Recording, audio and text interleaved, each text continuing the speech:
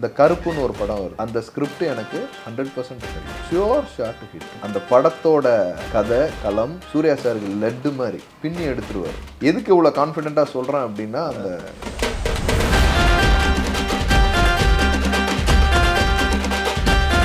Mister gold sunflower oil அளவிலும் தரத்திலும் no compromise.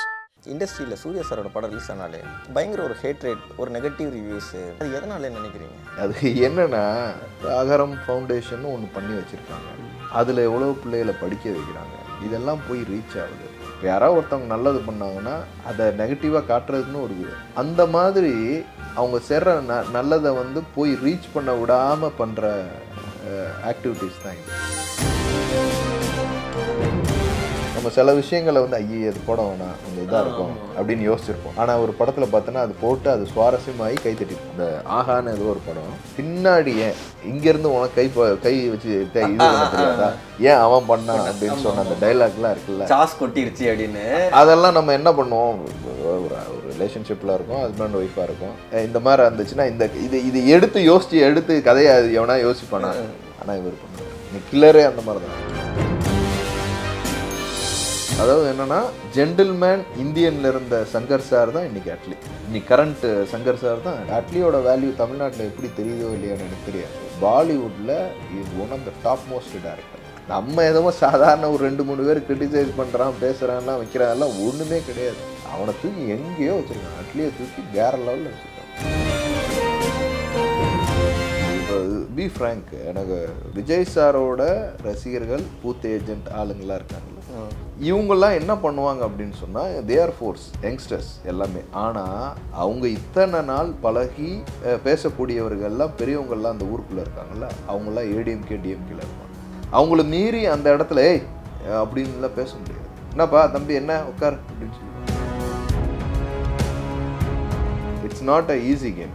இவங்க ஒரு பெரிய கட்டமைப்பு, பெரிய 2 ஆலமரம், டிஎம்கே ஏடிஎம்கேங்கிறது ஆலமரம். ஸோ அந்த ஆலமரத்தில் வந்து even though is a mass leader, கொஞ்சம் அழகாக பவன் கல்யாண் சார் மாதிரி ஒரு பேலன்ஸ் பண்ணி ஐடியா பண்ணி அலைன்ஸ் பண்ணி போனாங்கன்னா ஸ்டாட்ஸ் வந்து டிஃப்ரெண்டாக.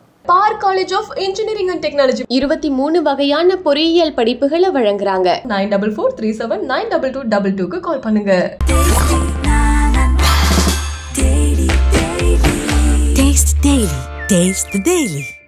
இன்டர்வியூஸ் பார்க்க எல்லாருக்கும் வணக்கம். நான் ரஜிரா தெமோன். ஸோ இன்றைக்கி நம்ம கூட வந்து producer and actor RK Suresh தான் இருக்கிறாப்புல. வணக்கம்ண்ணா. வணக்கம். எப்படிண்ணா இருக்கிறீங்க? நல்லா இருக்கேன். எப்படி இருக்கீங்க? நல்லா இருக்கிறேண்ணா. சில ஃபோட்டோஸ் காட்டுறேண்ணே. ஸோ அதில் சிலர் கூட ஃபோட்டோ எடுத்துருப்பீங்க. அதில் உள்ள சில நிகழ்வுகள் ப்ளஸ் அந்த ஃபோட்டோவில் இருக்கிறவங்க கிட்ட உங்களுக்கு ரொம்ப பிடிச்ச விஷயங்கள். ஓகேண்ணா? கண்டிப்பாக. ஓகேண்ணா. First starting Suriya sir. Suriya அண்ணன் அவரும் ஒரு ஃபேமிலியில் ஒருத்தர் மாதிரி தான். சின்ன வயசுலேருந்து நான் பார்த்துருக்கேன். நான் சொல்கிறது 10-11 வயசுலேருந்துல 12 வயசுலேருந்துலாம் சூர்யா அண்ணனை பார்த்துருக்கேன். கார்த்தி அண்ணன் ரிலேட்டிவ், இவர் ராஜா அண்ணன், 2D ராஜா அண்ணன் ரிலேட்டிவ். ஸோ சின்ன வயசுலேருந்து அவர் வீட்டுக்கு போயிட்டு வர்றது, சூர்யா அண்ணன் ஒர்க் அவுட் பண்ணும்போது நேருக்கு நேர் அவர் ஷூட்டிங் போனோம். ஃபஸ்ட்டு டே 1லாம் நாங்கள் போயிருக்கோம். ஓகே. ஆமாம். பெருசாக போய் நான் அவங்கள்ட்ட பழகினது இல்லை. பட் அப்பப்போ நாங்கள் மிங்கிள் ஆகிப்போம், உட்காந்துப்போம், பேசிப்போம். விரும்பானில் அண்ணன் கார்த்தி அண்ணன் கூட பேசும்போது அவர் ஃபேமிலி, அவர் ரொம்ப பாசமாக இருப்பார். சரி, அவங்களாம் டெடிக்கேட்டட் 100% டு சினிமா. கண்டிப்பாக 100%. சூர்யா சார் பற்றி நான் உங்ககிட்ட அப்படியே நான் ஒன்று கேட்டுறேன். ஏன்னா இண்டஸ்ட்ரியில் சூர்யா சாரோட படம் ரிலீஸ் ஆனாலே பயங்கர ஒரு ஹேட் ரேட், ஒரு நெகட்டிவ் ரிவ்யூஸு நிறைய. பர்டிகுலராக சூர்யா சாரோட படம் ரிலீஸ் ஆகும்போது மட்டும் அந்த விஷயம் நிறையா வந்துக்கிட்டே இருக்கிற மாதிரி நிறையா இருக்குது. அது எதனால நினைக்கிறீங்க? அது என்னன்னா, நம்ம ஒன்று நல்லது பண்ணணும்னு நினைக்கிறோம்ல, ஒரு அகரம் ஃபவுண்டேஷன் ஒன்று பண்ணி வச்சுருக்காங்க. அதில் எவ்வளோ பிள்ளைகளை படிக்க வைக்கிறாங்க. இதெல்லாம் போய் ரீச் ஆகுது. இதை நெகட்டிவாக க்ரியேட் பண்ணணும்னு ஒரு டீம் இருக்கும் தெரியுமா. இப்போ யாராவது ஒருத்தவங்க நல்லது பண்ணாங்கன்னா அதை நெகட்டிவாக காட்டுறதுக்குன்னு ஒரு அந்த மாதிரி அவங்க சேர்ற நல்லதை வந்து போய் ரீச் பண்ண விடாமல் பண்ணுற ஆக்டிவிட்டீஸ் தான் இது. ஒரு படமாக ஒரு படம் பார்க்குறதுக்கு முன்னாடியே அந்த படம் நல்லா இல்லை அப்படின்னு சொல்கிறது வந்து அது கருத்து சுதந்திரமே கிடையாது. அதை வந்து பெருசாக இது பண்ண மாட்டோம். அது மட்டும் ஆனால் இவர் ரசிக்கிற கூட்டங்கள் ஜாஸ்தி. சூர்யா சாரை வந்து கமல் சாருக்கு அடுத்து விக்ரம் சாருக்கு அடுத்து ரசிக்கிற கூட்டங்கள் நடிகனா பெரிய நடிகன் அப்படிங்கிறது வந்து மாற்று கருத்தே கிடையாது. பாசிட்டிவ்னு ஒன்று இருந்தால் நெகட்டிவ் ஒன்று. இந்த விமர்சனங்களோ இல்லை இவங்க சொல்கிறதுனாலையோ, இந்த கருப்புன்னு ஒரு படம் வருது, அந்த ஸ்கிரிப்ட் எனக்கு 100% தெரியும். பாலாஜி பண்ணுறது, ஆர்ஜே பண்ணுறது ஷியோர் ஷாட் ஹிட். அந்த படத்தோட கதை களம் சூர்யா சாருக்கு லட்டு மாதிரி பின்னி எடுத்துருவார். ஸோ அது 100% ஹிட் அந்த படத்தோட கண்டென்ட். அப்போ இந்த நெகட்டிவ்லாம் நீங்கள் சொன்னீங்க பாருங்க, எதுவுமே நிற்காது, சக்ஸஸ் மட்டும்தான் நிற்கும். ஏன்னா அந்த படம் ஹிட். ஹிட்டுங்கிறதோட எதுக்கு இவ்வளோ கான்ஃபிடென்ட்டாக சொல்கிறேன் அப்படின்னா, அந்த நீங்கள் பாருங்களேன், அது இவர் பண்ணுற அந்த ஆர்ஜே பாலாஜிட்ட ஒரு சுவாரஸ்யமான ஒரு இது இருக்குது, டைரக்ஷன் மெத்தட். அதுவும் சூர்யா சாரோட எக்ஸ்ட்ரானரி ஆக்டிங்கு சேரும்போது இந்த படம் ஒரு பெரிய டெலிவர் கொடுக்கும். இண்டஸ்ட்ரியோட பிக்கஸ்ட் ஹிட்டாக இருக்கும் கருப்பு.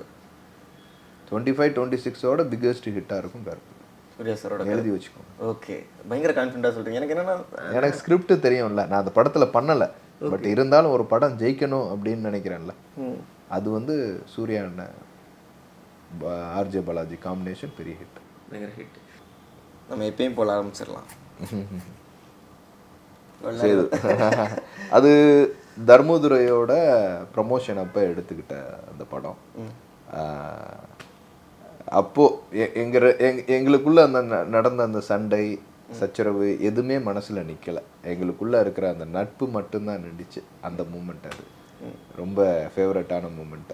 ஏன்னா ஒருத்தவங்களோட அவ்வளோ வருஷத்தோட உழைப்பு ஒரு படமாக டெலிவர் ஆகும்போது அந்த தர்மதுரையோட ஃபீல் எனக்கு ரெண்டு பேரும் சேர்ந்து ரசித்த மூமெண்ட் அது.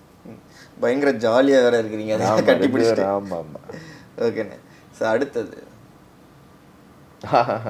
இது என் வீட்டில் எடுத்தது. நான், சூரி, விஜய் சேதுபதி. இன்னைக்கு சூரியோட வளர்ச்சி எனக்கு ரொம்ப பிடிச்சிருக்குன்னு இல்லை, என் கூட இருந்தவன் என் ஃபேமிலி மெம்பர் ஒருத்தன். சூரியோட இந்த பெரிய சக்ஸஸ் காரணம் வந்து சூரி இல்லை, பெரிய சக்ஸஸ் காரணம் அவன் ஃபேமிலி. அதுலேயே நான் இன்னைக்கு வரைக்கும் சூரிக்கு வந்து ஒரு பெரிய மரியாதை என்ன அப்படின்னா, அவன் ஃபேமிலி அவன் பார்த்துக்கிற விஷயம். அவன் பொண்ணை எப்படி பார்க்குறானோ அதே மாதிரி தான் அவன் தம்பி பிள்ளையும் பார்ப்பான், அண்ணன் பிள்ளையும் பார்ப்பான். அவங்க எங்கே படிக்கிறாங்களோ அதே தான் அவன் தங்கச்சி பிள்ளை, அவங்க அண்ணன் பிள்ளை, அவங்க சொந்த எல்லாமே அங்கே தான் படிப்பாங்க. எந்த ஒரு டிஃப்ரென்ஸும் காட்ட மாட்டான். அந்த எல்லாரோட வைப், அந்த ஒரு நல்ல விஷயம்தான் அவனை தூக்கிட்டு போய் இந்த இடத்துக்கு வச்சிருக்கு. இன்னும் வளருவார், இன்னும் 30-40 கோடி ஆர்டிஸ்ட் ஆவான். ஆமாம், இன்றைக்கே 10 கோடி ரூபாய்க்கு மேலே வளர்ந்துருக்கான் சேலரியா. இன்னும் பெரிய லெவலில் போகிறதுக்கு வாய்ப்பு என்னென்னா அந்த மனசு தூக்கிட்டு போயிடும். அந்த தர்மதுரை சக்ஸஸ் அப்போ எடுத்தது வந்து அதுக்கப்புறம் நினைக்கிறேன். அதுக்கப்புறம் உட்காந்து நாங்கள் டிஸ்கஸ் பண்ணோம். ஓகேண்ணே. பட் அந்த டயத்தில் பயங்கர ஜாலியாக இருந்திருக்கீங்க. எனக்கு என்னென்னா, நீங்கள் சூரியனை பற்றி பயங்கர கான்ஃபிடென்ட்டாக சொல்கிறீங்க. அஸ் அ டிஸ்ட்ரிபியூட்டராக இல்லை ஒரு ஆக்டராக என்ன நான் பார்க்கும்போது எனக்கா தோணி இருந்திருக்கா, இந்த மனுஷன் பெரிய ஆளாக வருவாப்பில், உள்ளுக்குள்ள ஏதோ இருக்குது அப்படிங்கிற மாதிரி. சரி, ஒரு சீனை ஹேண்டில் பண்ணுற விதம் இருக்குல்ல. ஒரு யோகி பாபு ரொம்ப நல்லா பண்ணுவோம். சூரிட்ட ஒரு விஷயம் வந்து இந்த சீன் அப்படின்னு சொன்னால் சும்மா நடிச்சுட்டு போகிற ஆள் கிடையாது. இப்படி பண்ணலாமா, அப்படி பண்ணலாமா, இது இந்த அளவுக்கு நம்ம டெவலப் பண்ணலாமா. அப்போ உட்காரும்போது மருதுலெல்லாம் நாங்கள் பண்ணும்போது எல்லாமே உட்காந்து பேசி நடிக்கும்போதே அந்த சீன் டெவலப் ஆயிடும். ஸோ அந்த டெவலப் ஆச்சுனாலே மக்கள் ரசிக்க ஆரம்பிச்சிடும். ஸோ அந்த அளவுக்கு மெச்சூர்டான ஒரு ஆக்டர். நீ சாதாரணமாலாம் சும்மா காமெடியன் மாதிரிலாம் சூரிய நினச்சிட முடியாது. Is a very good character artist, is a very good hero material. விடுதலை பார்க்கும்போதெல்லாம் அவன் ஹீரோ மெட்டீரியல் வெளியே எக்ஸ்போஸ் ஆகிடுச்சு. நல்ல விஷயம். அது யாரோ ஒரு ஆளுக்கு போகக்கூடிய வாய்ப்பு சூரி கிடைச்சதுங்கிறது ரொம்ப நல்ல விஷயம். அந்த அந்த அந்த கொடுத்த வெற்றிமாறனுக்கு நன்றி. அவருக்கு வந்து சாருக்கு வந்து ஒரு மிகப்பெரிய நன்றி. அது வந்து சூரி கிடைச்சது வந்து மிகப்பெரிய நன்றி. கண்டிப்பாக. ஸோ அடுத்தது வந்து நான் கேட்க ஆசைப்படுறேன். கமல். ஆமாம், 2 பெரிய தலைக்கட்டு. சீமான் சார், இன்னொன்று சீமான் சார் வந்து அவரும் ஒரு ஃபேமிலி மெம்பர் மாதிரி எனக்கு. நம்ம நல்லது கெட்டதில் எல்லாத்துலேயுமே ஒரு பங்கு வைக்கக்கூடியவர். கமல் சார் இன்னொன்று வந்து என்னோட குருநாதர் மாதிரி ஒரு ஸ்டேஜ் ஆஃப் சினிமாவில். சினிமா மட்டும் இல்லை, என்னோடய வாழ்க்கையில் கூடயும். அவர் அன்னைக்கு சொன்ன விஷயங்கள் நான் மிஸ் பண்ணனால எனக்கு பெரிய ஹர்ட் ஆகிருக்கு லைஃப்பில். அவர் சொன்ன விஷயத்த நான் ஒழுங்காக நான் பக்குவமாக ஹேண்டில் பண்ணியிருந்தேன்னா இன்றைக்கி நான் சினிமாவில் ஒரு மிகப்பெரிய லெவலில் வந்திருப்பேன். அவர் ஒரு விஷயம் சொன்னார். இல்லை, அது என்னன்னா அது இங்கே சொல்ல வேணாமே. அவர் சொன்ன விஷயங்கள் சொல்லி பர்சனலாக சொன்ன விஷயம். நான் அப்போ மக்கள் நீதி மையத்தில் வந்து ஒன் ஆஃப் த ஸ்ட்ராட்டஜிஸ்டாக இருந்தேன். கமல் சார் கூடயே இருந்தேன். அந்த டெவலப்மெண்ட் டே 1லேருந்து இருந்தேன். கமல் சாரோட இருந்தேன். அப்போ ஒரு நிகழ்வு தான் 2 பேரையும் சந்திக்க வச்சது. நான் கூப்பிட்டு வந்தேன் சீமான் சாரை. கமல் சார் ஒன்றா உட்காந்து அவங்க வீட்டில் உட்காந்து பேசிக்கிட்டோம். கமல் சாருக்கு என் மேலே ஒரு நல்ல மரியாதை. ஆனால் அவர் சொன்ன அந்த விஷயத்தை கேட்காம நான் வெளியே வந்துட்டேன். அதை நான் கேட்டிருந்தேன்னா நான் சினிமாலேயும் பெரிய பொசிஷன் அடைஞ்சிருப்பேன், பொலிட்டிக்கலாகவும் பெரிய பொசிஷன் அடைஞ்சிருப்பேன். ஆனால் அவர் சொன்னதை நான் கேட்கல. சீமான் சார் கூட நான் நடித்த ஒரு படம் நெக்ஸ்ட்டு நானும் சீமான் சார்லாம் பண்ணியிருக்கோம். அமீரான்னு ஒரு படம், அது ரிலீஸ் ஆக போகுது நெக்ஸ்ட் மந்த்துன்னு நினைக்கிறேன். சீமான் அண்ணன்ட்ட அவர்கிட்ட ரொம்ப பிடிச்ச விஷயம் என்னென்னா, தமிழ் தேசியம் அப்படின்லாம் ஓகே, பட் இன்றைக்கும் ஒரு போராடி கொண்டு போயிட்டுருக்காருல்ல. எனக்கு ரீசெண்ட் டேஸில் இன்ஸ்டாகிராமில் பார்த்தீங்கன்னா பெரிய ரீச், உண்மையான ரீச் பார்த்தீங்கன்னா சீமான் சார். எல்லாருமே ரொம்ப ஆச்சரியமாக இருக்குது. எங்கிட்ட எங்கே ஸ்க்ரோல் பண்ணாலும் சீமான் சார் வீடியோ வந்துகிட்டு இருக்கோம். அது paid promotion is different, public promotion is different. ஒரு public made politician and public made person. அவரோட வளர்ச்சி யாருமே எதிர்பார்க்க மாட்டாங்க. இவ்வளோ பர்சன்டேஜ் இந்த தடவை வாங்குறாரு அப்படி, பெரிய பர்சன்டேஜ் வாங்குவார். ஈவன் தோ விஜய் சார் வாங்கினாலும் இவர் ஒரு பெரிய பர்சன்டேஜ் வாங்குவார். ஆனால் ஒரு டாக் இருக்குல்ல நம்ம ஊரில், சீமான் அண்ணன் கிட்ட இருக்கிறது வந்து ஃபுல்லாக யங்ஸ்டர்ஸ் தான் இருக்கிறாங்க. இங்கிட்டு விஜய் சார் வாராப்பில் அப்படின்னா அந்த யங்ஸ்டர்ஸ் எல்லாம் விஜய் சார் பக்கம் போயிடுவாங்க. ஏன்னா எல்லா யங்ஸ்டர்ஸும் விஜய் சார் ஃபேனாக தான் இருப்பாங்க அப்படின்னு ஒரு டாக் இருந்துக்கிட்டே. அந்த கால்குலேஷன் கிடையாது. இவரோட கால்குலேஷன் எல்லாமே மைனாரிட்டி பீப்புளும் அதிகமாக சீமான் சாரை விரும்புவாங்க. அதே மாதிரி வந்து பசங்களும் சீமான் சாரை பிடிக்கும், தமிழ் தேசியம் பிடிச்சவங்களுக்கும் பிடிக்கும். காமன் ஆடியன்ஸ் இருக்காங்களா, நம்ம அப்படி அண்டர் எஸ்டிமேட்டே பண்ண முடியாது. இப்போ வந்து எங்கள் சைடு ராமநாதபுரம் சைடு வந்து மீனவர்கள்லாம் இருக்காங்கல்ல, சீமான் சார் ரொம்ப பிடிக்கும். அங்கே அது மட்டும் இல்லை, கன்னியாகுமரி அன்னைக்கு போகிறேன், கன்னியாகுமரியிலேயும் அவருக்கு ஒரு பெரிய ஃபாலோவர்ஸ் இருக்குது.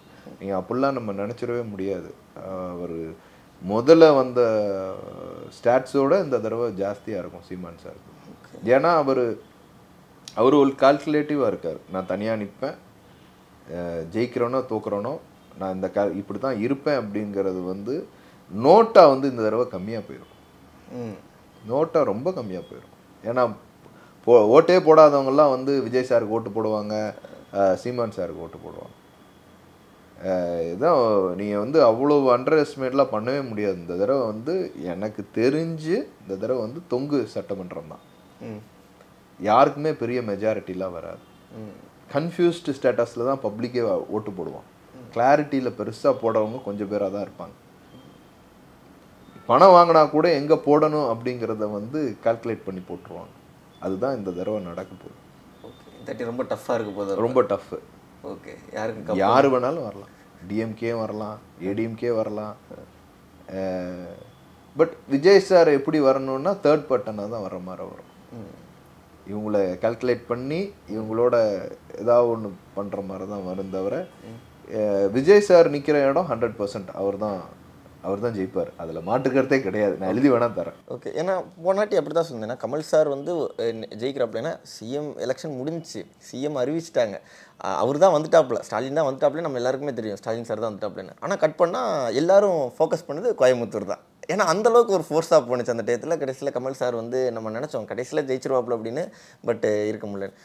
நீங்கள் எவ்வளோ கான்ஃபிடென்ட்டில் வந்து அதை தான் சொல்கிறேன். நீங்கள் வந்து நார்மலாக பப்ளிக்கோட திங்கிங் தாட்ஸ் எல்லாம் வேறு மாதிரி இருக்கும். நீங்கள் அவ்வளோ எதிர்பார்க்க முடியாது. இவங்களுக்கு தான் ஓட்டு போடுவாங்க, காசை வாங்கிட்டு இவ்வளோ தான் பண்ணுவாங்க. ஆனால் நான் ஃபீல்டில் இருந்தவன். போன வாட்டை வந்து ஓபிஎஸ்ஆருக்கு ஃபுல்லாக ஒர்க் பண்ணேன். ஓகேங்களா, எனக்கு ஃபீல்டு தெரியும். நான் கிட்டத்தட்ட 20-25 வருஷமாக அரசியலில் வந்து பேசிக் ஃபீல்டில் இருக்கேன். ஓகேங்களா, அப்போ இருந்தேன். எங்கள் அப்பா எலெக்ஷன் நின்ற காலத்துலேருந்தே எங்கள் அப்பா இண்டிபெண்ட்டாக நிற்கும் போதுலேருந்து இன்னைக்கு வரைக்கும் நம்ம ஒரு அரசியலில் வந்து ஃபீல்டு லெவலில் இருக்கிறவங்க நாங்கள். எங்களுக்கு வந்து என்ன அப்படின்னா, இப்போ பி ஃப்ராங்க், எனக்கு விஜய் சாரோட ரசிகர்கள் பூத் ஏஜென்ட் ஆளுங்களாம் இருக்காங்கல்ல, இவங்கெல்லாம் என்ன பண்ணுவாங்க அப்படின்னு சொன்னால், தே ஆர் ஃபோர்ஸ் யங்ஸ்டர்ஸ் எல்லாமே. ஆனால் அவங்க இத்தனை நாள் பழகி பேசக்கூடியவர்கள்லாம் பெரியவங்கள்லாம் அந்த ஊருக்குள்ளே இருக்காங்கல்ல, அவங்களாம் ஏடிஎம்கே டிஎம்கேல இருப்பாங்க. அவங்கள மீறி அந்த இடத்துல ஏய் அப்படின்லாம் பேச முடியாது. என்னப்பா தம்பி என்ன உட்கார் அப்படின்னு சொல்லிடுவாங்க. என்ன பண்ண முடியும்? ஸோ இந்த இடத்துல தான் அவர் டிஃபிகல்ட்டை சந்திப்பாங்க. ஸோ லோ லெவலில் ரீச் ஆகும், பப்ளிக் ஆடியன்ஸு இந்த மாதிரி புது யங்ஸ்டர்ஸ் எல்லாமே விஜய் சார் போடுவாங்க. ஆனால் டெலிவர் ஆகிற இடத்துல சிக்கல் இருக்கும். It's not a easy game. இவங்க ஒரு பெரிய கட்டமைப்பு, பெரிய 2 ஆலமரம், டிஎம்கே ஏடிஎம்கேங்கிறது ஆலமரம். ஸோ அந்த ஆலமரத்தில் வந்து even though is a mass leader, கொஞ்சம் அழகாக பவன் கல்யாண் சார் மாதிரி ஒரு பேலன்ஸ் பண்ணி ஐடியா பண்ணி அலைன்ஸ் பண்ணி போனாங்கன்னா ஸ்டாட்ஸ் வந்து டிஃப்ரெண்ட்டாக. இல்லை நான் இப்படித்தான் ஒர்க் அவுட் பண்ணுவேன், நான் வந்து I want to know about my real strength and stats அப்படின்னு ஒன்று முடிவு பண்ணாங்க அப்படின்னு சொன்னால், எனக்கு என்ன பர்சன்டேஜ் வரப்போகுது இந்த தடவை 26ல், அதை முடிவு பண்ணி தான் நான் 31ல் பிளான் பண்ணணும் அப்படின்னு சொல்லி ஃபார்முலா ஒர்க் அவுட் பண்ணாங்கன்னா தட்ஸ் அ டிஃப்ரெண்ட் பார்ட். ஆனால் இந்த மாதிரி திங்கிங்கில் பண்ணாங்கன்னா இட்ஸ் டிஃபிகல்ட். நான் எனக்கு தெரியும்ல, ரியாலிட்டியாக தெரியும்ல, டிஎம்கேவோட ஸ்ட்ரென்த் என்ன. நம்ம சென்னையில் பார்க்குற மாதிரி வந்து த்ரூ அவுட் தமிழ்நாடு கிடையாது. 234 தொகுதியும் டிஃப்ரென்ஸ். சென்னையில் பார்க்குறதோ இது அப்படியே செங்கல்பட்டை தாண்டிங்கனாலே ஷேடு வேறு, அப்படியே சவுத்து போனீங்கன்னா அதோட ஷேடு வேறு. அங்கெல்லாம் வந்து ஊரில் இருக்கிற ஒருத்தனோட இண்டிவிஜுவல் பவர் தான் தவிர அவன் மக்களை கூப்பிடுவான். ஒவ்வொருத்தருக்கும் தனி கேட்டகரியே இருக்கும், அவனுக்குன்னு ஒரு ஏரியா, அவனுக்கு ஏரியாவே இருக்கும். இப்போது ராமநாதபுரத்தில் வந்தீங்கன்னா எங்கே போனாலும் எங்கள் குடும்பம், எங்கள் சொந்தக்காரவங்க, எங்களோட ஃப்ரெண்ட்ஸு 20-30 வருஷமாக நான் பழகிட்டு இருக்கேன். யாரை பார்த்தாலும் மாமா மச்சான் என்ன இதுன்னு பேசினா, முஸ்லீம் அத்தான்னு கூப்பிடுவோம், பெரியப்பான்னு கூப்பிடுவோம், கிறிஸ்டின் இதுன்னு கூப்பிடுவோம். ஸோ இந்த மாதிரி டிஎம்கேல எல்லாரும் அப்படி தான் இருப்பான். சரி, டிஎம்கேல இருக்கிற மாவட்ட செயலாளர் பார்த்தீங்கன்னா இஸ் வெரி ஸ்ட்ராங். எல்லா மாவட்ட செயலாளரும் அங்கே ஸ்ட்ராங்காக தான் இருப்பான். புரியுதுங்களா? அப்போது வந்து 234 தொகுதியிலையும் மாவட்ட செயலாளர் ஸ்ட்ராங்காக போட்டிருப்பாங்க. அடுத்து எம்எல்ஏ ஸ்ட்ராங்காக இருப்பார், அடுத்து மந்திரி ஸ்ட்ராங்காக இருப்பார். ஸோ அந்த மந்திரி வந்து இத்தனை பேரை வந்து ஹேண்டில் பண்ணுவாங்க. 4 தொகுதியை உனக்கு கண்ட்ரோல் அப்படின்னு சொன்னால் 4 தொகுதியில் உள்ள எல்லாத்தையுமே ஹேண்டில் பண்ணுவான். கீழ்கட்ட அந்த கீழ் செயலாளர் வரைக்கும் ஸ்ட்ராங்காக இருப்பான். அதுதான் அங்கே ஹேண்டில் பண்ணுறாங்க. இதெல்லாம் தாண்டி தான் அவர் 8% வாங்கிட்டு இருக்கார் சீமான் சார். இதெல்லாம் தாண்டி தான் விஜய் சார் வந்து அவர் பிளான் பண்ணுற சதவீதத்தை வாங்க முடியும். சதவீதத்தை வாங்க முடியும் அப்படின்னா இவ்வளோ விஷயங்கள் இருக்கு. ஜெயின்ஸை தாண்டி தான் போகணும் கண்டிப்பாக. ஆனால் அடுத்த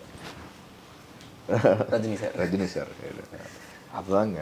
சரி, ரஜினி சார்கிட்டேருந்து ஒரு 10-20% அந்த இப்போது 40+ல் எனக்கு அது கற்றுக்கிட்ட விஷயங்கள் வந்து எவ்வளோ யூஸ் ஆகுது அப்படிங்கிறது வந்து ஒன் ஆஃப் த அவர் ஒரு கைண்ட் ஆஃப் இவர் தான் சித்தர். அவர் பண்ணுற விஷயங்களும் அந்த மாதிரி தான். அவர் பேச்சு, அவரோட செயல்கள் எல்லாமே ரஜினி சார் வந்து ஒரு சித்தர் மாதிரி. படங்களுக்கு அப்பாற்பட்டு நான் சொல்கிறேன், படங்கள்லேயும் இஸ் எ லெஜண்ட். பட் படங்களை அப்பாற்பட்டு அவரோட லைஃப், அவர் வாழ்கிற விதம், அவர் பேசுகிற விதம், அடுத்தவங்களை ஹேண்டில் பண்ணுற விதம், இதெல்லாம் நம்ம கற்றுக்கணும். அப்படி கற்றுக்கிட்டேன் அப்படின்னு சொன்னால் நம்ம ஓரளவு நல்ல மனிதனாக இருப்போம். அது நான் அவர்கிட்ட உட்காந்து சார்கிட்ட உட்காந்து 1 மணி நேரம் பேசியிருக்கேன். அந்த தலக்கணமும் இருக்காது, ப்ளஸ் அடுத்தவங்களை வந்து டைம் கொடுப்பார் பேசுகிறதுக்கு, ப்ளஸ் புரிஞ்சுப்பார், ரசிப்பார். அவன் என்ன சொல்ல வர்றான், என்ன பண்ண வர்றான் அப்படின்னு அவனை பற்றி தெரிஞ்சுப்பார். இவ்வளோ விஷயங்கள் இருக்குது. இதெல்லாம் ரஜினி சார்கிட்ட வந்து அவர் ஒரு யோசிக்க முடியாத ஒரு இடத்துல இருந்தாலும் அவர் அடுத்த ஒரு இப்போ ஒன்றும் இல்லை, தாரத்துப்பட்ட சுப்பிரமணிய சுரேஷ் ரொம்ப நல்லா எப்படி அது எப்படி எனக்கு ரொம்ப பிடிக்கும் அப்படின்பார். எனக்கு ரொம்ப பிடிக்கும் வில்லனா பண்ணுறது, எனக்கு கிடைக்க மாட்டேங்குதுப்பா அப்படின்பார். இதெல்லாம் கற்றுக்கணும். அந்த மாதிரி ஒரு பெரியவங்கள்ட்ட வந்து கற்றுக்கணும். கண்டிப்பாக. அதே மாதிரி ரஜினி சார் பற்றி பேசும்போதுமே சரி, எந்த ஒரு மேடையில் பேசினாலும் ஆட்டோமேட்டிக்காக எல்லாரையும் கவர்ந்துடுறாப்புல. இன்னொன்று நம்ம கலெக்ஷன் சினிமாக்குள்ளே வந்து பார்த்தாலுமே ஃபஸ்ட்டு 50 crore இருக்கட்டும், இல்லை 100 crore இருக்கட்டும், இல்லை அதுக்கு மேலே 500 crore இருக்கட்டும், இல்லை இப்போ 1000 crore இருக்குனாலுமே ரஜினி சார் தான் வரணும் அப்படிங்கிற மாதிரி சொல்கிறாங்க. அந்த பிராண்ட் கிரியேட் பண்ணி வச்சுருக்காங்க. எல்லாருக்கும் பிடித்தவர். இன்றைக்கும் வந்து இப்போ பிறந்த 2K எல்லாம் வந்து ரஜினி சார் ரொம்ப பிடிக்கும். அதுதான் எல்லாருக்கும் பொதுவானவர். அப்படி ரஜினி சார் எப்போதுமே எல்லாத்துக்குமே பொதுவானவர். அது இந்த குழந்தைங்கன்னு இல்லை, பெரியவங்களும் இல்லை, எல்லாமே அவரோட ஃபேன்ஸாக இருப்பாங்க. எல்லாருமே அவர் படம் பார்க்கணும்னு பார்ப்பாங்க. எல்லாருமே படம் பார்த்தா அப்போ 1000 கோடி தான் தாண்டும். கண்டிப்பாக. அடுத்துல கண்டிப்பாக. ஸோ இப்போ நம்ம இது பேசிக்கிட்டு இருக்கும்போது இவர் ஃபோட்டோ காட்டினா கரெக்டாக இருக்குன்னு நினைக்கிறேன். எஸ்ஜே சூர்யா இண்டஸ்ட்ரியில் ரொம்ப நாளாக இருக்கிறாரு. ஸோ அவர் என்னோட எல்லாமே ஆஃபீஸில் மீட் பண்ணது. எஸ்ஜே சூர்யாலாம் வந்து இமேஜின் பண்ண முடியாத அளவுக்கு ஒரு பெரிய டைரக்டர். உள்ளதை அப்படியே வெளியே பிரதிபலித்து வெளியே கொண்டு வர ஒரு, அதாவது என்ன சொல்லுவாங்கன்னா, சில பேர் நம்ம மனசுக்குள்ளே வச்சுருப்போம், அதில் உள்ள நல்ல விஷயங்கள் மாத்திரம் எடுத்து டெலிவர் பண்ணி படத்தில் போடுவோம், சுவாரஸ்யமான விஷயங்களை போடுவோம். பட் அதுக்குள்ளே இருக்கிற எல்லா விஷயத்தையும் கொண்டு வந்து ஒரு ஆர்டிஸ்ட் போட முடியும், ஒரு டைரக்டர் போட முடியும் அப்படின்னா எஸ்ஜே சூர்யா. ஓகே. அதனால தான் நம்ம இமேஜின் பண்ண முடியாமல் நம்ம சிலும்பங்கள் என்ன சொல்லுவாங்க, அது சில இதெல்லாம் நம்ம சொல்லவே முடியாது, அந்த மாதிரி விஷயங்கள்லாம் ஒரு படத்தில் டெலிவரி ஆகிருக்கும். இப்போ குஷியாக இருக்கட்டும், வாலியாக இருக்கட்டும், இதெல்லாம் அவர்கிட்ட வந்து ஏன் டெலிவர் ஆகுதுன்னா, நம்ம சில விஷயங்களை வந்து ஐயே அது போட வேணாம், கொஞ்சம் இதாக இருக்கும் அப்படின்னு யோசிச்சிருப்போம். ஆனால் ஒரு படத்தில் பார்த்தோன்னா அது போட்டு அது சுவாரஸ்யமாகி கை தட்டிருப்போம். இந்த ஆஹான்னு ஏதோ ஒரு படம், ஆஹாவா எதுன்னு தெரில, பின்னாடி ஏன் இங்கேருந்து உனக்கு கை வச்சு இது பண்ண தெரியாதா, ஏன் அவன் பண்ணான் அப்படின்னு சொன்ன அந்த டைலாக்லாம் இருக்குல்ல, சாஸ் கொட்டிருச்சு அப்படின்னு. அதெல்லாம் நம்ம என்ன பண்ணுவோம், ஒரு ரிலேஷன்ஷிப்பில் இருக்கும், ஹஸ்பண்ட் ஒய்ஃபாக இருக்கும், இந்த மாதிரி இருந்துச்சுன்னா இந்த இது எடுத்து கதையை எவனா யோசிப்பானா, ஆனால் இவர் பண்ணுவார். கில்லரே அந்த மாதிரி தான் இருக்கும். ஆமாம். இப்போ அடுத்து பண்ணிக்கிட்டு இருக்கிறாப்புல. ஏன்னா அவருக்கு ரொம்ப நாள் ஆசை, நான் ஹீரோவை நடிக்கணும், டைரக்ட் பண்ணணும், ரெண்டுமே ஒரே படத்தில் இப்போ அவர் பண்ணி மறுபடியும் பேக் டு, இப்போ பசங்களை தான் சொல்லிட்டு இருக்காங்க மறுபடியும் வந்துட்டாப்புல தலைவன் அப்படின்னு. ஆமாம் சரி, ஆமாம், எல்லா யங்ஸ்டருக்கு ரொம்ப பிடிக்கும். இன்னைக்குள்ள காலேஜ் ஸ்டூடெண்ட்ஸ்க்கு எல்லாத்துக்கும் ரொம்ப பிடிக்கும். ஏன்னா இன்னைக்கு கரண்ட் அப்டேட் பண்ணுவார், இந்த மாதிரி தாண்டா இருக்கீங்க அப்படின்னு. அது என்ன சொன்னா ஒரு மாடர்ன் பாக்கியராஜ் சார் மாதிரி சொல்ல போனோம்னா அந்த டைம் அப்புறம்லாம் இமேஜினே பண்ண முடியாத ஒரு டைரக்டர், ரொம்ப நல்ல. கண்டிப்பாங்க. ஸோ கடைசி இதோட முடிச்சுக்கலான்னு. அட்லியா? எனக்கு அட்லியில் அட்லி இஸ் சரி, அதான் சொல்கிறேன்ல, இன்னைக்கு கரண்ட்டில் ஜவான் ஹிட்டு அதெல்லாம் விட்டுருங்க, இன்னைக்கு கரண்ட்டில் அப்டேட்டில் இருக்கிற ஒரு இண்டஸ்ட்ரியோட பிக்கஸ்ட் டைரக்டர் அவர் தான். நான் சொல்கிறது ஆல் ஓவர் இந்தியாவிலே one of the biggest director. கமர்ஷியலாக எப்படி ஒரு படத்தை என்டர்டைன்மெண்ட் கொடுக்க முடியும், சும்மா ஆக்ஷன் பறக்க விட்டு 10 வண்டியை பறக்க விட 1000 பேர் டான்ஸ் ஆட வைக்கிறது, இதெல்லாம் வந்து ஒரு ஃபார்முலா. ஆனால் அதில் சக்ஸஸ் கொடுக்குறாரு, அதில் ஒரு கண்டென்ட்டை உள்ளே கொண்டு வந்துடுற அதாவது என்னென்னா, ஜென்டில்மேன் இந்தியனில் இருந்த சங்கர் சார் தான் இன்றைக்கி அட்லி. இன்னைக்கு கரண்ட் சங்கர் சார் தான் அட்லி. அடுத்த சங்கர் சார் அது சொல்ல முடியாது, சங்கர் சாரே அடுத்து ஒரு பெரிய ஹிட்டு கொடுப்பாரு, சொல்ல முடியாது. நம்ம இன்னைக்கு அந்த அளவுக்கு கரண்ட்டில் இருக்கார். ஆனால் டீம் நல்ல டீம், புரியுதுண்ணே. ஆனால் வந்து நம்ம ஊரில் படம் பண்ணுறது வந்து, ஏன்னா நம்ம ஊரில் படம் பண்ணாப்புல அட்லி சார் படம் பண்ணாப்புலனாலே ஒரே வாரத்தில் காப்பி அடிக்கிறாப்புல அப்படின்னு சொல்லி ரொம்ப டவுன் பண்ணுறாங்க. காப்பியே அடிக்கட்டுங்க, இன்னைக்கு வரைக்கும் ஏபி 24 லெட்டரை வச்சு தான் நம்ம காப்பி அடித்து பேசிகிட்டு இருக்கோம் இன்னைக்கு வரைக்கும். அதுதான், அதனால் காப்பிலாம் கிடையாது. அது ஒரு விஷயம், எல்லார் விஷயத்தில் தான், எல்லா சினிமாவில் நடக்கிறதும் எல்லா ரியல் லைஃப் நடக்கிற எல்லாமே காப்பி தான். இது காப்பிலாம் கிடையவே கிடையாது. அவர் யோசிக்கிறாரு, இது நல்லாயிருக்கும், இது பப்ளிக்கிட்ட போனால் என்கரேஜ் இது என்ஜாய் பண்ணுவாங்கன்னு. அதான் ஜவானில் நடந்தது. ஜவான் என்ன, நீ ஒரு தமிழ்லேருந்து ஒரு டைரக்டர் போய் ஹிந்தியில் படம் பண்ணும்போது இந்த கமர்ஷியல் இதெல்லாம் ஒர்க் அவுட் ஆகும், இது பழைய பேட்டர்ன் இல்லாமல் புது பேட்டர்னாக இருக்கும். சரி, அது ஒன்றும் படமாக புதுசாலாம் இல்லை, ஆனால் இதைத்தான் பப்ளிக் ஆடியன்ஸ் விரும்புவான், என்ஜாய் பண்ணுவான், அந்த சாங்ஸை என்ஜாய் பண்ணுவான்னா கொண்டாடிட்டான். உங்களுக்கு வந்து பெரிய எக்ஸ்போஸர், பெரிய ரீச் உள்ள artist Shahrukh Khan worldwide. அவர் கொஞ்சம் திணி கொடுத்தாலே போதும், அவருக்கு அவ்வளோ திணி கொடுக்கும்போது அவன் ஆடியன்ஸுக்கு பெரிய திணி ஆயிடுச்சுல. இதுதானே ஒரு ஃபார்முலாவே, இதுதானே ஒரு டைரக்டரோட. ஒரு ஆர்டிஸ்ட்டு சல்மான் கான், ஷாருக் கான் மாதிரி ஆளுக்கு, ரஜினி சார் மாதிரி ஒரு ஆளுக்கு சின்ன விஷயம் பண்ணால் போதும். ஜெயிலரில் ஒரு சின்ன விஷயந்தான், ஒரு பேட்டர்ன், அவ்வளோதான். நீங்கள் அவங்களுக்குலாம் கொஞ்சம் கொடுத்தாலே போதும், 2.5 மணி நேரம் உட்காந்துட்டு வருவோம். 2.5 நிமிஷம் நீங்கள் அவங்களுக்கு கொடுத்தா போதும். 2.5 நிமிஷம் ஒரு நல்ல சீன் அவங்களுக்கு கொடுத்தா போதும், 2.5 மணி நேரம் நாங்கள்லாம் உட்காந்து வருவோம். இதுதான் உண்மை. ஏன்னா அப்படி ஒரு ஆடியன்ஸ். ஷாருக் கான் படம் ரிலீஸ் ஆச்சுன்னா 100 கோடி பேர் படம் பார்ப்பான். இதுதான் உண்மை. 100 கோடி பேர் அந்த ஆளோட படம் பார்ப்பான் ஷாருக் கான் படம். ரஜினி சார் படம் வந்துச்சுன்னா 30-40 கோடி பேர் படம் பார்ப்பான். அதுதான் அவங்க ஒரு ஆர்டிஸ்டோட எதுக்கு சேலரி 200 கோடி 300 கோடி எதுக்கு வாங்குறாங்க அப்படின்னா அந்த ரீச்சுக்கு தான் வாங்குறாங்க. அவ்வளோ பேர் மனசுலையும் அவங்க குடும்பத்துலேயும் போய் உட்காந்துருக்காங்க. இத்தனை நாளோட உழைப்பு. விஜய் சார் படம் ஏன் ஃபஸ்ட்டு 3 நாளே 100 கோடி தாண்டி உடனே போகுது, ரீச் போகுதுன்னா இதுதான் காரணம். அவ்வளோ பேர் மனசில் போய் உட்காந்துருக்காங்க. கண்டிப்பாக. ஆனால் அட்லீஸ்ட் சார் இப்போ ஃபுல்லாகவே பாலிவுட்டு டோலிவுட்டாக போய்கிட்டு இருக்கப்பல நம்ம ஊர் சைடு வர்றது இல்லை. அவர் எடுக்கிறது எல்லாமே பேன் இண்டியா தானே, உங்களுக்கு தமிழ்லையும் சேர்த்துக்கிற வேண்டியதான்.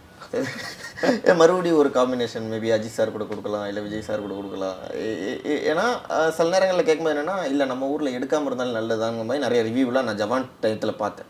ரொம்ப ஹேட்ரேட், எக்ஸ்ட்ரானரி ஹேட்ரேட் வந்து நீங்கள் சொல்கிற அந்த பெரிய டேரக்டர் எனக்குமே தெரியும், உள்ள அவரோட மார்க்கெட் என்னன்னு தெரியும். பயங்கர டேரக்டர் தான். ஏன்னா தேட்டர் சைடு யார்கிட்ட கேட்டாலுமே சொல்கிறாங்க அட்லீஸ்ட் சார் படம்னா கேரண்டியாக இருக்கும் அப்படிங்கிறாங்க. ஆனால் வெளியில் பயங்கர ஹேட்ரேட்டடாக இருக்கும். இருக்கட்டும், இருக்கிறது தானே. அவரை பற்றி கிரிட்டிசைஸ் பண்ணுவாங்க, உருவத்தை பற்றி கிரிட்டிசைஸ் பண்ணுவாங்க. அதெல்லாம் ஒரு மனிதனுக்கு வந்து சக்ஸஸ்னால் அவ்வளோதாங்க. அவன் தாங்க எம்பளம், அவன் தான் பிராண்டு. ஒரு மனிதனோட ரியாலிட்டி ஆஃப் சக்ஸஸ் தான் brand. Atlee is a brand. He has become a brand. இன்றைக்கி உள்ள காலகட்டத்தில் மிகப்பெரிய அட்லியோட வேல்யூ தமிழ்நாட்டில் எப்படி தெரியுதோ இல்லையோன்னு எனக்கு தெரியாது. பாலிவுட்டில் is one of the top most director. நான் எங்கள்கிட்ட பேசுவாங்கள்ல, பாம்பே போனால் உட்காந்து பேசுவாங்கள்ல, அட்லி எல்லாம் அங்கே வச்சுருக்கான். நம்ம ஏதோ சாதாரண ஒரு 2-3 பேர் கிரிட்டிசைஸ் பண்ணுறான், பேசுகிறான்லாம், வைக்கிறான்லாம் ஒன்றுமே கிடையாது. அவனை தூக்கி எங்கேயோ வச்சுருக்கான். அட்லியை தூக்கி வேறு லெவலில் வச்சுருக்கான். எனக்கு க்ளோஸ் ஃப்ரெண்டு தான், பட் வேறு பொசிஷனில் வச்சுருக்காங்க. சூப்பருங்க. அது போதும் இல்லை, ஏன்னா அந்த ஊரில் போய் நம்மால் ஒருத்தர் சாதிக்கிறதுங்கிறது பெரிய விஷயம் இல்லை பாலிவுட்லேங்கிறது. அவர் அங்கேயும் பண்ணுவார், இங்கேயும் பண்ணுவார். எங்கேயும் பண்ணக்கூடிய அந்த ஃபார்முலா தெரிஞ்சாலே முடிஞ்சு போச்சு இல்லைங்க. இப்போது சில ஹோட்டலில் வந்து சாப்பாடு ரொம்ப நல்லாயிருக்கும், அதே சாப்பாடு தான் பக்கத்து ஹோட்டலில் சாப்பிடுவோம், நல்லா இருக்காது. அது பண்ணக்கூடிய ஃபார்முலா தான். ஓகேண்ணே. ஸோ த்ரூட்டாக நிறைய விஷயங்கள் பேசி மனசில் இருக்கிறதெல்லாம் எல்லாத்தையுமே பேசியிருந்தீங்க, ரொம்ப நாள் கழிச்சு பேசியிருக்கேன். ஆமாம். So thanks to India glitz நேர்கள் அனைவருக்கும் என்னோட மனமார்ந்த நன்றி. இந்தியா கிளிட்ஸ் டீமுக்கு என்னோட மனமார்ந்த நன்றி. நன்றிண்ணே. Thank you so much. Thank you darling. தேங்க்யூண்ணே. மிஸ்டர் கோல்ட் சன்ஃப்ளவர் ஆயில், அளவிலும் தரத்திலும் நோ காம்ப்ரமைஸ். பார் college of engineering and technology 23 வகையான பொறியியல் படிப்புகளை வழங்குறாங்க. 9443799222 கால் பண்ணுங்க.